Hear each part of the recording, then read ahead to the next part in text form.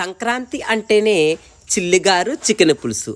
But చాలామంది మీ side ఈ gravy పులుసులోకి అలా వడ ముంచుతుంటే మంచి డిఫరెంట్ టేస్ట్ వద్ద ఎలాగా అంటున్నారు. ఫస్ట్ ఆఫ్ ఆల్ మనం ఎప్పుడు వడేసినప్పుడు కొంచెం పంచదార వేస్తే మంచి బంగారపు మేనుసాయి కలర్ వస్తాయి. బట్ వడ గుల్లగా ఉండాలి. మనం తినేటప్పుడు అలా నాలుగుతుంటే ఆ చికెన్ పులుసుతో బట్టి ఎమ్మి టేస్ట్ రావాలి. బట్ ఈ గొల్ల ఎలా వస్తుంది అంత ప్రాసెస్ కొంచెం క్లియర్గా వినండి. పాస్లో పెట్టుకోవడం చూసుకోండి.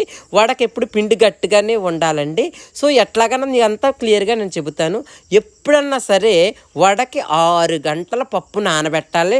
నీళ్లు మొత్తం తీసేయాలి.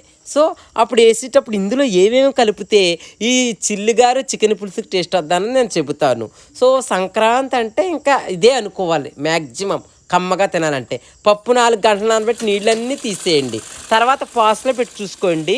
జీలకర్ర, ఉప్పు, పచ్చిమిరపకాయలు, అల్లం ముక్కలు ఇలా కోసి ఫస్ట్ అదరాబదరా మిక్సీ పట్టి ఆ తర్వాత మళ్ళీ పప్పు అలా వడేసేసి సగం పప్పు వరకు ఇలా కొంచెం పట్టేసుకోండి. దాంతో ఆ పక్క గిన్నెలు తీసేసుకోండి.